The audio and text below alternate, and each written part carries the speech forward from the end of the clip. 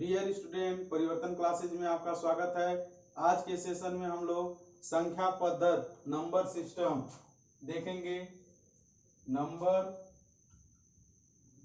System Hindi में संख्या पद्धति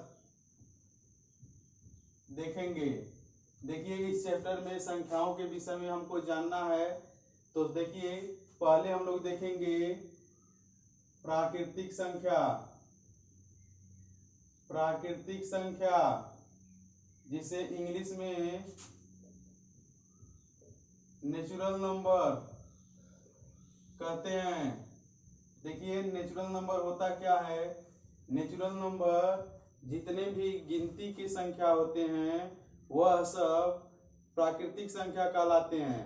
जैसे 1 2 3 4 डॉट डॉट डॉट डॉट अनंत तक। कहने का मतलब, जैसे अगर हम कहें गिनती की संख्याएं 1 हो गया, 2 हो गया, 3 हो गया, 4 हो गया, 5 हो गया, ऐसे ही लिखते जाइए, कहीं तक लिखते चले जाइए। जो भी संख्या लिख देंगे गिनती के वह सब प्राकृतिक संख्याएं होंगी।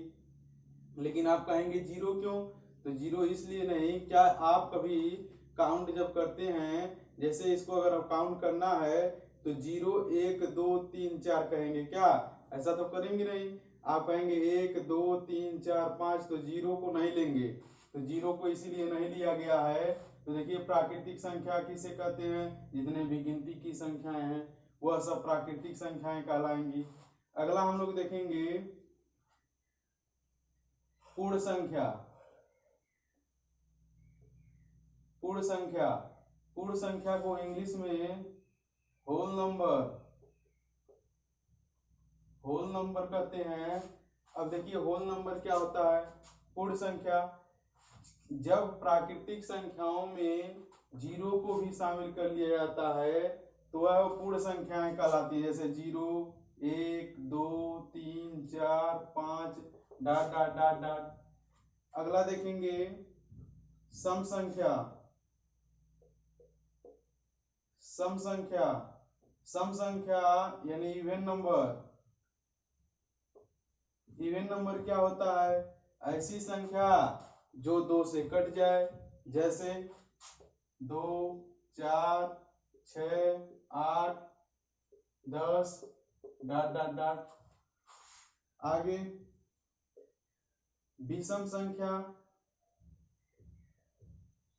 विषम संख्या ऑड नंबर। ऑड नंबर क्या होते हैं? ऑड नंबर मतलब जो 2 से न कटे। जैसे 1 3 5 7 9 डॉट डॉट डॉट। आगे देखिए,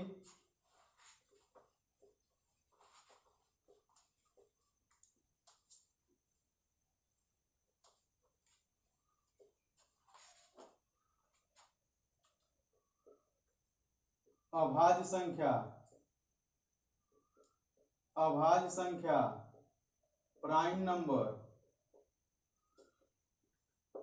प्राइम नंबर, ऐसी प्राइम नंबर यानी अभाज्य संख्या किसे कहते हैं? तो सिंपल से लैंग्वेज में जान लीजिए, ऐसी संख्या जिसके 2 गुणनखंड हों उसे हम अभाज्य संख्या कहते हैं। जैसे अगर हम कहें कि 5 का बताइए, तो 5 का हम कहेंगे तो 5 का कितने गुणनखंड? तो 5 का गुणनखंड आप कहेंगे कि 1 गुणे 5 यानी 2 गुणनखंड। अगर हम कहें कि 4 को, तो 4 का कहेंगे 1 गुणे 2 गुणे 2, तो इसका मतलब 3 गुणनखंड हो गए। तो यह प्राइम नंबर नहीं हो सकता है, लेकिन इसके 2 ही हैं, इसलिए यह प्राइम नंबर है। जैसे अगर हम कहें 3 का गुणनखंड करिए, तो 3 का गुणनखंड करेंगे तो 1 गुणे 2 हो जाएगा, सॉरी 1 गुणे 3 हो जाएगा। तो 1 गुणे जब 3 होगा तो हम कहेंगे कि भाई 2 गुणनखंड हैं इसके, इसका मतलब यह प्राइम नंबर है। तो सिंपल सी भाषा में आप कह सकते हैं कि अभाज्य संख्या या प्राइम नंबर उसे कहते हैं जिसके 2 गुणनखंड हो। तो अगर हम कहें कि 1 के बताइए, तो 1 बताइए, 1 के कितने गुणनखंड? 1 के गुणनखंड होंगे, तो हम कहेंगे कि 1 का गुणनखंड तो नहीं होगा। इसलिए हम यहाँ 1 को अभाज्य संख्या नहीं लिखते हैं। तो एक को अभाज्य संख्या नहीं कहेंगे, तो हम अभाज्य संख्या कहाँ से स्टार्ट होगा, 2 से होगा, 2, उसके बाद 3, 4 के 3 गुणनखंड हो जाएंगे, तो उसके बाद फिर 5, फिर 7, 9 को नहीं लिया जाएगा, क्योंकि 9 को जब करेंगे तो 9 का देखिए क्या आ जाएगा, 1 गुणे 3 गुणे 3, तो 3 गुणनखंड हो गए, इसलिए इसको नहीं लिया जाएगा। तो 2, 3, 5, 7, 11, 13, फिर 17, डॉट डॉट डॉट, यानी आप जो है 2, 3, 5, 7, 11, 13, 17, 19 भी कह सकते हैं। यानी ऐसी संख्याएं जिनकी केवल 2 ही गुणनखंड हों उसे हम अभाज्य संख्या कहते हैं। देखिए अगला भाज्य संख्या। भाज्य संख्या कंपोजिट नंबर। कंपोजिट नंबर भाज्य संख्या किसे कहते हैं, जिसके 2 से अधिक गुणनखंड हो। कोई जरूरी नहीं कि 3 ही हो, 3 से भी अधिक हो सकते हैं। जिसके 2 से अधिक गुणनखंड हो उसे हम भाज्य संख्या कहते हैं। तो भाज्य संख्या कहाँ से स्टार्ट होगी, तो हम कहेंगे 4, क्योंकि 2 को तो हम लेंगे नहीं, 2 को 2 ही गुणनखंड होंगे, 4, उसके बाद 6, फिर 8 हो गया, 9 हो गया, फिर 10 हो गया, 12 हो गया, 14 हो गया, डॉट डॉट ऐसे ही आगे। ये सब संख्याएं ये भाज्य संख्याएं हैं। अगला देखेंगे हम लोग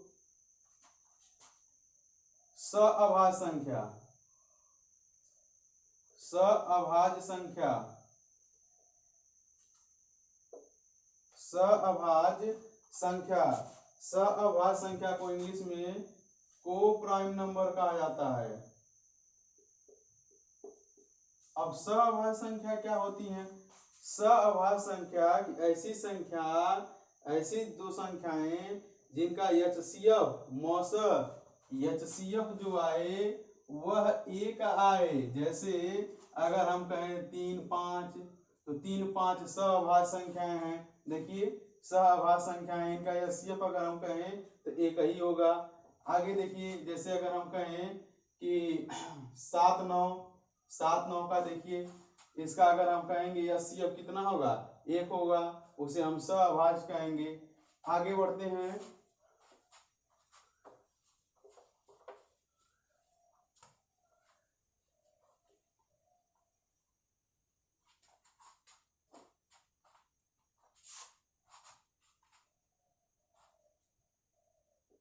परिमेय संख्या। परिमेय संख्या देखिए परिमेय संख्या क्या कहलाती है। परिमेय संख्या ऐसी संख्या जो p बाई क्यू के रूप में लिखी जाए उसे हम परिमेय संख्या कहते हैं। जो संख्याएं p बाई क्यू के रूप में लिखी जाती हैं उसे हम परिमेय संख्या कहते हैं, लेकिन q इक्वल टू नॉट 0 हो। जैसे अगर हम कहें कि 3/5, 3/5 देखिए 3/5 p बाई क्यू के रूप में लिखा गया है और q इक्वल टू नॉट 0, यानी परिमेय संख्या इस संख्या को कहते हैं जो जिसका q इक्वल टू नॉट 0 और p बाई क्यू के रूप में लिखा जाए। जैसे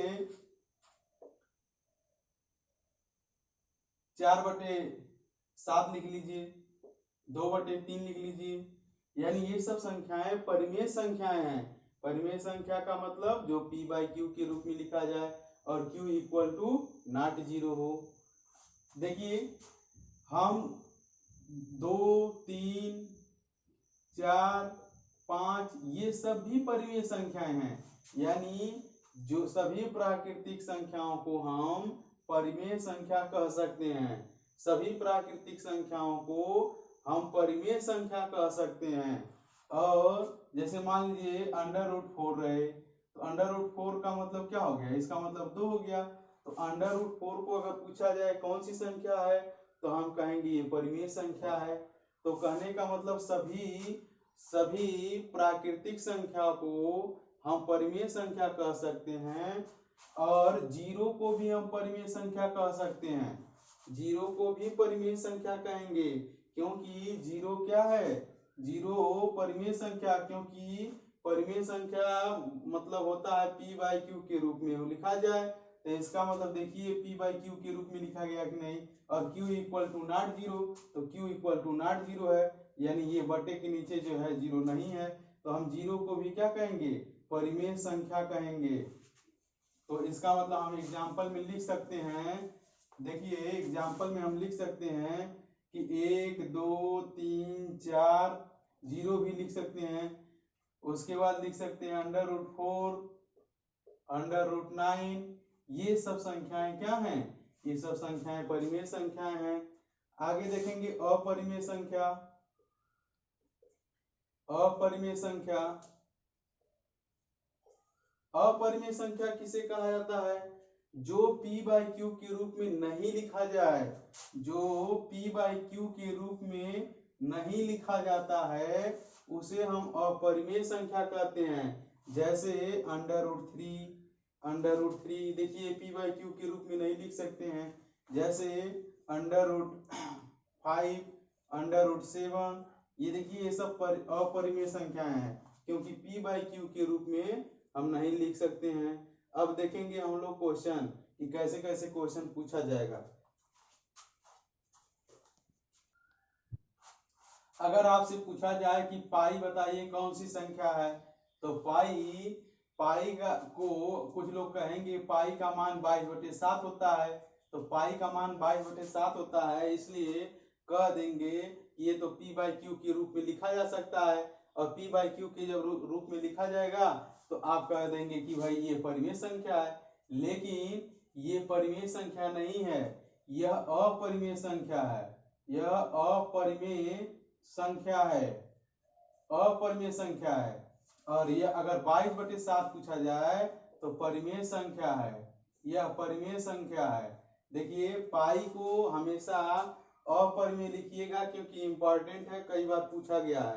तो पाई को अपरिमेय संख्या कहते हैं। 22/7 अगर पूछा जाएगा तो परिमेय इसको क्यों कहते हैं, क्योंकि इसका जो मान होता है वह 3.1415992, यानी यही जो है इसका, और भी आगे भी होता है, तो इसको p बाई क्यू के रूप में नहीं लिख सकते हैं, बड़ी समस्या हो जाएगी। तो इसीलिए ये ऐसे आगे बढ़ता जाएगा। तो इसीलिए अगर कहीं भी आपसे पाई का मान, पाई पूछे कि पाई कौन सी संख्या है, तो पाई को हम अपरिमेय संख्या कहेंगे। लेकिन अगर 22/7 को पूछा जाएगा 22/7 कौन सी संख्या है, तो 22/7 को हम परिमेय संख्या कहेंगे। आगे देखिए आपसे पूछा जाता है,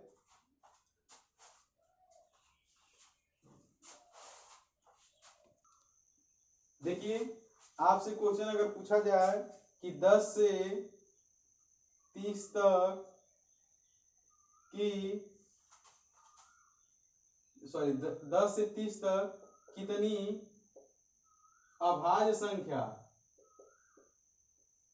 संख्या या प्राइम नंबर है। तो देखिए अब 10 से 30 तक पूछ रहा है कितनी अभाज्य संख्या है, तो अगर हम लिखें तो लिखकर अगर देखें 11, फिर 13, फिर उसके बाद जो है 13 के बाद फिर हम लोग चलेंगे 17, तो ऐसे लिखने में हमको बहुत दिक्कत होगी। तो दिक्कत न हो तो उसके लिए एक ट्रिक हम बता रहे हैं, एक सीरीज बता रहे हैं, उसको याद करिएगा, उससे हम लोग बहुत जल्दी से कर सकते हैं। देखिए वह सीरीज क्या है, 0 से 10 के लिए 10 से 20, 20 से 30, 30 से 40, 40 से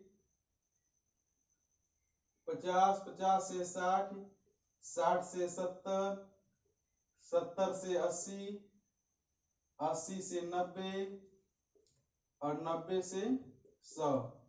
अब सीरीज क्या है, 4 4 2 2 3 2 2 3 2 1। अब देखिए 10 से 30 तक हमको बताना है, तो 10 से 30 तक जब बताना है तो हम कहेंगे ये जो लिखा गया है ये बताया गया कि 0 से 10 तक 4 अभाज्य संख्या है। 10 से 20 तक कितनी अभाज्य संख्याएं, 4 हैं। 20 से 30 तक कितनी अभाज्य संख्याएं, 2 हैं। 30 से 40 तक कितनी अभाज्य संख्याएं हैं, 2 हैं। ये सब लिखा गया है, तो हमें 10 से बताना है। तो 10 से यानी यहाँ से देखेंगे तो 10 से 20 तक 4 है, हमें 30 तक जाना है, तो 10 से 30 तक जाएंगे तो 4 इधर है और 2 इधर है, तो कुल कितनी अभाज्य संख्याएं 6 हो जाएंगी। आगे देखिए इसी तरह से 20 से 70 तक कितनी अभाज्य संख्या है, तो 20 से 70 तक अगर हमें बताना है तो 20 से देखिए 20 से यहाँ है तो 20 से देखेंगे 70 तक जाएंगे, देखिए 20 से 70 तक 2 2 4 3 7 2 9 9 2 11, यानी 20 से 70 तक अगर देखा जाए तो 20 से 70 तक कुल 11 अभाज्य संख्या है। देखिए एक बार फिर से 2 2 4 4 3 7 7 2 9 9 2 11, ठीक है। 20 से 70 तक कितनी अभाज्य संख्याएं हैं, 11 हैं। अगर पूछते आपसे 45 से 60 तक कितनी अभाज्य संख्याएं हैं, अब देखिए अब 45 से कैसे देखेंगे, तो 45 से पहले 50 तक देख लीजिए, 45 से 50 तक देख लीजिए कि कितनी अभाज्य संख्याएं हैं। तो 45 से 50 के बीच में कितनी अभाज्य संख्याएं हैं, 46 तो होगा नहीं, 47 एक होगा, 48 49 नहीं होगा, यानी 45 से 50 तक के बीच में यानी एक ही अभाज्य संख्या है और वह है 47। तो एक ही अभाज्य संख्या है और हमें बताना है 60 तक, तो 50 से 60 तक कुल कितने हैं, 2 हैं, तो हम कहेंगे 50 से 60 तक तो 2 अभाज्य संख्याएं हैं और 45 से 50 तक 1 है, तो कुल कितनी अभाज्य संख्याएं, 3 अभाज्य संख्याएं हैं।